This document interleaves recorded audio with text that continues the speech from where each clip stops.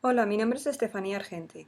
El objetivo de esta presentación es describir de forma breve las arquitecturas de sistema centralizadas, que son un tipo de arquitecturas distribuidas. En concreto, revisaremos las características más relevantes de las arquitecturas de sistema centralizadas, identificando para ello las propiedades del modelo cliente-servidor. Además, compararemos diferentes implementaciones de dicho modelo. La arquitectura de sistema o arquitectura física es la instanciación final de una arquitectura software, es decir, establece dónde se deben situar cada uno de los componentes software de la aplicación en las máquinas reales concretas. Por tanto, establece qué tipo de ordenadores y redes serán necesarios, condicionándose la escalabilidad y rendimiento de la aplicación. Existen dos tipos de arquitecturas de sistemas, centralizadas y descentralizadas. En esta presentación nos centraremos en el primer tipo, las arquitecturas centralizadas. Este tipo adopta el modelo de cliente-servidor. Este modelo se caracteriza por contar con dos tipos de componentes, los servidores y los clientes.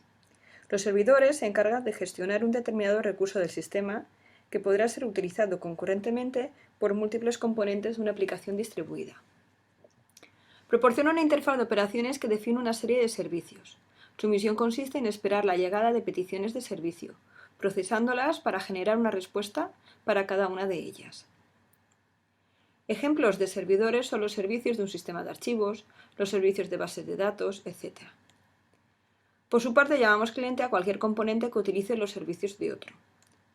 Las características más relevantes de este modelo son que los clientes y servidores pueden estar en diferentes máquinas y que se comunicarán entre sí en base a un mecanismo de petición-respuesta, de modo que el cliente realizará una petición y esperará la respuesta del servidor, donde se indicará el resultado del servicio solicitado. La mayor parte de las aplicaciones que siguen el modelo cliente-servidor presentan una arquitectura software en niveles. Se suelen distinguir tres niveles o capas en esta arquitectura software. La capa de interfaz, que contiene aquellos componentes que ofrece la interfaz de usuario. La capa de procesamiento o capa de lógica de negocio contiene todas las reglas de funcionamiento de la aplicación. Suele organizarse sin integrar datos concretos, que se tomarán a partir de las entradas proporcionadas por los usuarios y de la capa de datos persistente. Los resultados se devolverán al usuario y puede que provoquen también la actualización de la capa de datos inferior. Finalmente, la capa de datos mantiene de manera persistente los datos que los usuarios manipularán mediante el resto de componentes de la aplicación. Esta capa suele estar soportada por un sistema gestor de base de datos. A la hora de implantar esta arquitectura software y definir su arquitectura de sistema, se suele seguir una distribución vertical. Esto es, cada uno de los niveles puede implantarse en un ordenador distinto.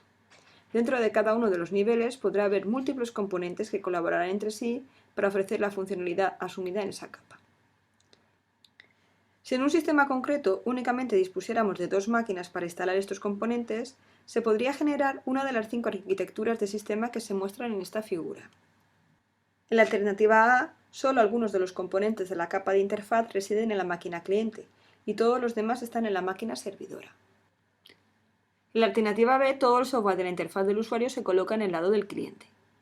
En la alternativa C, parte de la aplicación se deja en el cliente, por ejemplo, la verificación de la sintaxis de los campos de los formularios o bien las funciones básicas de edición de un procesador de textos. En la alternativa D, tanto la capa de interfaz como la de aplicación se deja en el cliente. Esta alternativa es típica en el acceso a un sistema de archivos distribuido o de base de datos, siendo el cliente un PC o una estación de trabajo.